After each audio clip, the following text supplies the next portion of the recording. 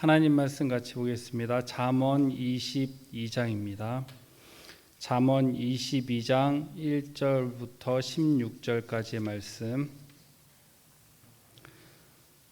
구약성경 잠언 22장 1절에서 16절까지의 말씀입니다.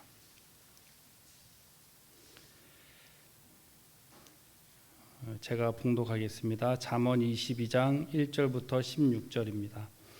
많은 재물보다 명예를 택할 것이요 은이나 금보다 은총을 더욱 택할 것이니라.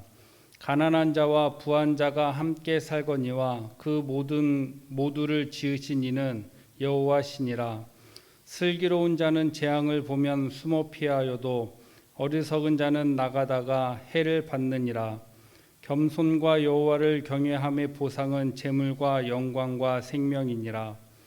패역한 자의 길에는 가시와 올무가 있거니와 영혼을 지키는 자는 이를 멀리 하느니라. 마땅히 행할 길을 아이에게 가르치라. 그리하면 늙어도 그를 떠나지 아니하리라.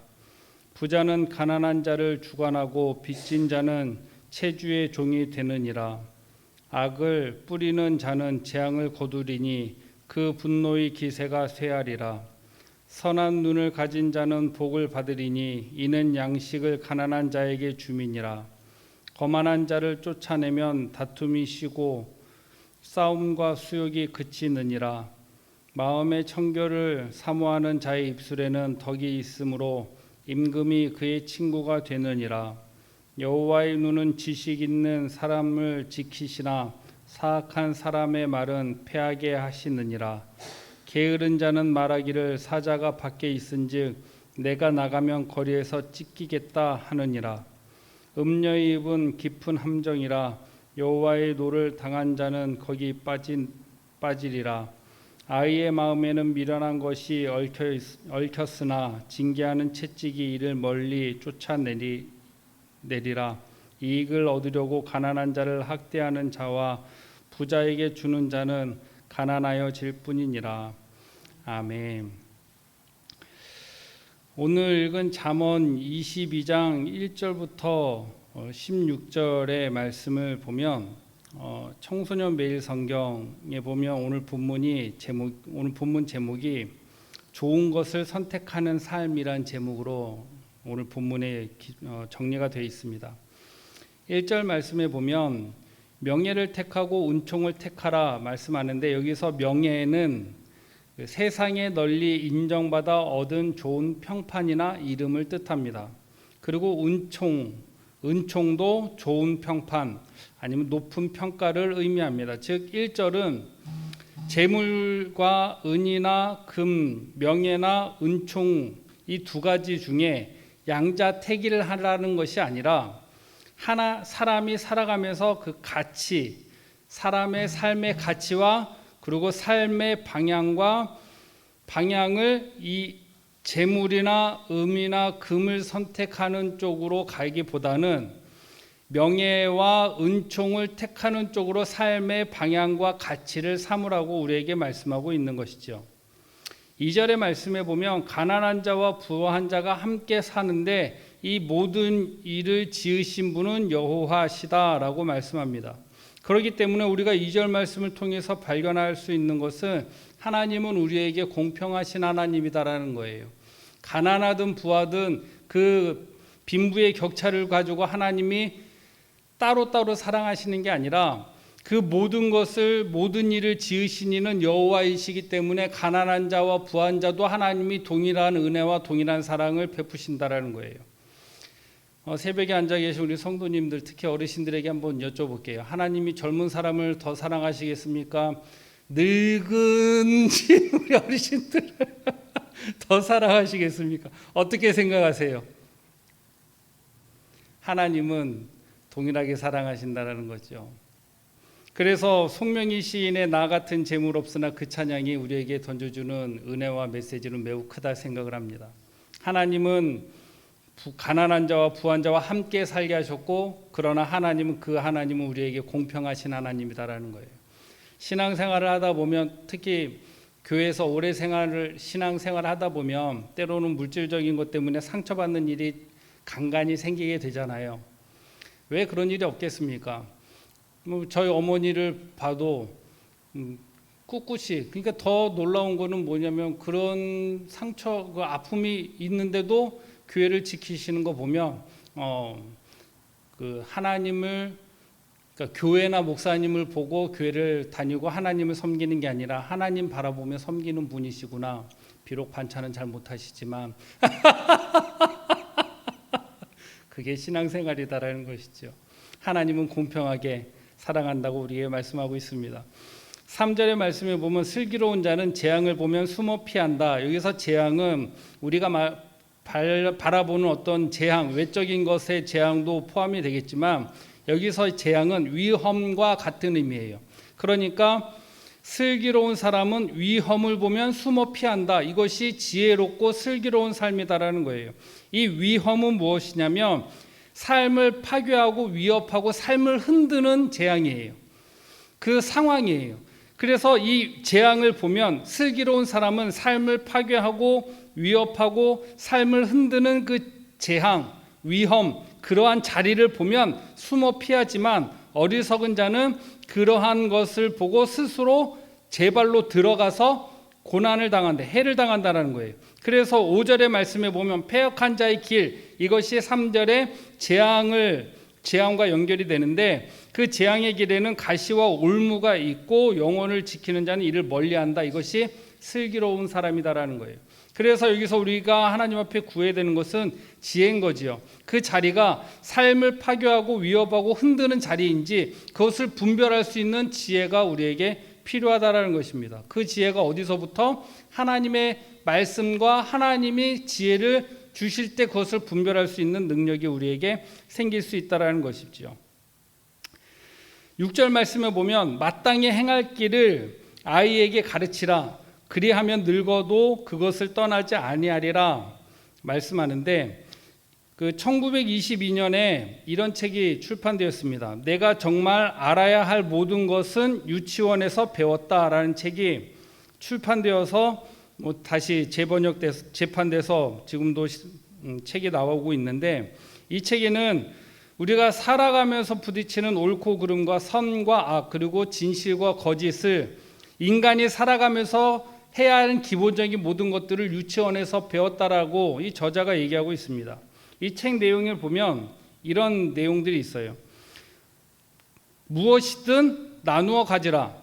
공정하게 행동하라. 남을 때리지 말라. 사용한 물건은 제자리에 놓으라. 자신이 어지럽힌 것은 자신이 치우라. 내 것이 아니면 가져가지 말라.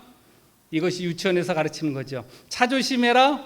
유치원에서 가르치는 거죠. 그래서 내가 정말 알아야 할 모든 것을 유치원에서 배웠다. 이 본문을 읽으면서 그 책이 생각이 나는 거예요. 마땅히 행할 길을 아이에게 가르치라. 그러면 우리가 우리 아이들에게, 우리 자녀에게 행할 길을 무엇을 가르쳐야 됩니까? 하나님을 예배하고 하나님을 섬기고 하나님을 의지하면서 살아가는 삶을 가르쳐야 된다는 거예요. 언제? 우리 아이들에게. 왜냐하면 그러면 늙어서도 하나님을 떠나지 아니하고 살아간다라고 우리 잠언 기자는 우리에게 부탁하고 있는 것입니다. 7절 말씀에 보면 부자는 가난한 자를 주관하고 빚진 자는 채주의 종이 되느니라. 이 채주의 종은 꾸어준 자의 종이 된다라고 말씀하고 있어요. 이걸 7절과 그리고 8절은 우리가 성경을 보면 그대로 이해할 수 있는 부분이라 생각이 됩니다. 9절의 말씀에 보면 선한 눈을 가진 자는 복을 받는다. 여기서 선한 눈은 남을 잘 보살피는 사람을 의미합니다. 남을 잘 보살피는 사람은 복을 받는데 이 본문을 읽으면서 이런 질문이 던져졌어요. 선한 눈을 가진 자, 남을 잘 보살피는 자는 복을 받는데 어떤 복을 받을까요? 모르겠어요. 그런데 이 본문을 읽으면서 이런 마음이 들었어요. 여러분 다시 한번 질문을 던질게요. 선한 눈을 가진 자는 복을 받는다. 남을 잘 보살피는 사람을 복을 받는다. 어떤 복을 받을까요? 떠오르는 복이 있지요. 그 복을 받고 누릴 수 있기를 축복합니다. 이 복이 어떤 복이다라고 딱 명확하게 본문에서 제시하지 않고 있지만 그러나 우리 마음속에 떠오르는 그 복, 그것을 우리가 선한 눈을 가진 자가 되어서 그 복을 누릴 수 있는 저와 여러분 되기를 소망합니다. 11절부터 14절은 말에 대한 말씀이 정리되어 있습니다. 그리고 15절 그리고 16절에 보면 아이의 마음에는 미련한 것이 얽혀서 징계하는 채찍이 이를 멀리 내쫓느니라. 이 부분은 지금은 우리가 좀 잘 이해하고 해석하셔야 돼요. 여기서 채찍은 아동폭력, 그러니까 폭력 그 정도를 얘기하는 게 아니에요. 여러분 우리 자녀들을 키워보셔서 아시겠지만 오냐오냐 키운다고 해서 옳은 것이 아니지요. 여기서 징계하는 채찍은 부모에게 그리고 어른들에게 있어서 매우 중요한 덕목이고 지혜가 필요한 거예요. 예전처럼 하면 신고당해요. 초등학교 때 우리 어르신들 저도 그렇고 학교 가서 시험 성적 좀 시험 잘 못 풀고 점수 낮으면 맞았잖아요. 저는 많이 맞아봤거든요. 요즘에 그러면 신고당해요. 핸드폰에 동영상 찍혀서 신고당해요. 그렇기 때문에 아이에게 있어서 하나님의 지혜를 가지고 올바르게 이끌 수 있는 것, 이것이 우리에게 또한 필요한 지혜입니다. 이익을 얻으려고 가난한 자를 학대하고 부자에게 돈을 주고 돈을 주는 부자에게 돈을 주는 사람은 가난해질 것이다 얘기하고 있습니다. 잠언 22장은 우리에게 있어서 좋은 것을 선택하는 삶을 제시하고 있는 거예요. 가난과 부와 이 두 가지에서 슬기로운 자와 미련한 자의 그 두 가지 삶에서 우리가 어떤 것을 선택해야 되는지, 그리고 어떠한 목표와 가치를 가지고 살아가야 되는지 잠언 22장 1절에서 16절은 우리에게 말씀하고 있습니다. 그렇다고 한다면 여기에서 우리에게 필요한 것이 있어요. 그것이 무엇이냐면 좋은 것이 어떤 것인지 선택할 수 있는 지혜와 분별력이 있어야 돼요.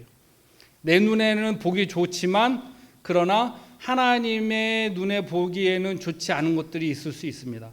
내가 생각할 땐 이것이 옳은 일이고 이것이 슬기로운 길이라 생각이 되지만 또 그렇지 못한 상황이 생길 수도 있다라는 것이죠.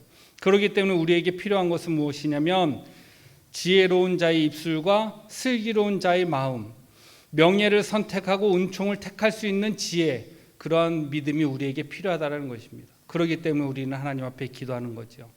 그래서 요즘에 계속 잠언을 묵상하면서 저는 아침에 그리고 늘 생각날 때마다 이렇게 기도합니다. 하나님 나에게 지혜를 주셔서 하는 모든 일을 지혜롭게 행할 수 있게, 지혜롭게 선택할 수 있게. 이 본문 말씀을 준비하면서 예전에 어떤 집사님 얘기가 떠올랐어요. 정말 지혜로운 입술이라 생각이 됩니다. 남편이 교회를 안 다녔던 것 같아요, 그때는. 그런데 어느 날 아내분의 생일이 됐는데 그 남자 집사님이 돈이 없었대요. 아내 선물을 사줄 돈이 없었대요. 그래서 당당하게 이렇게 얘기했답니다. 내가 생일 선물로 뭐 하나 들어줄까? 얘기해보라고, 소원 얘기해보라고. 다 들어주겠다고. 그랬더니 지금은 여집사님이 있죠. 나와 함께 교회 좀 가자고. 여러분 그거 지혜 아닙니까? 예전에 제가 전도사 때 교회 버스를 타고 교회 출근하면서 김건모의 그 노래를 들으면서 내가 엄청 울은 적이 있었어요. 옷 한 벌 못 해주고 뭐 이런 노래가 있거든요. 그게 너무 막 사무치는 거예요. 옷 한 벌 못 해주는 남자의 그런 거 있어요. 여자분들이 모르는. 그런데 그 남자 집사님이 생일 선물로 뭐 해줄까? 나하고 한번 교회 가자고. 그러고 나서 교회 가서 목사님 말씀 듣고 진짜 회심이 된 거예요. 그래서 신앙생활 진짜 너무너무 열심히 하시는 거예요. 누군지 밝히지는 않겠습니다. 우리 교회 성도님이세요. 여러분 그게 지혜예요. 하나님의 지혜고 하나님이 주시는 지혜입니다. 그 지혜가 우리 가운데 있기를 소망하고 그 지혜를 통해서 하나님이 기뻐하시는 열매가 맺혀지길 소망하고 또한 그러한 지혜를 통해서 하나님의 영광과 하나님의 축복이 우리 가운데 있기를 소망합니다. 기도하겠습니다. 하나님 아버지 은혜 감사합니다. 오늘 잠언 말씀을 통하여서 우리가 삶을 살아가면서 무엇을 선택해야 되는 것인지, 좋은 것을 선택하기 위해서는 어떻게 살아가야 되는지 말씀을 통하여서 재조명해 봅니다. 하나님 우리에게 은혜 허락하여 주셔서 우리에게도 말씀이 지혜를 허락하여 주시고 우리의 삶 가운데 모든 판단의 시간 가운데 하나님께서 기뻐하시는 것을 선택할 수 있는 은혜와 능력과 복을 허락하여 주시옵소서.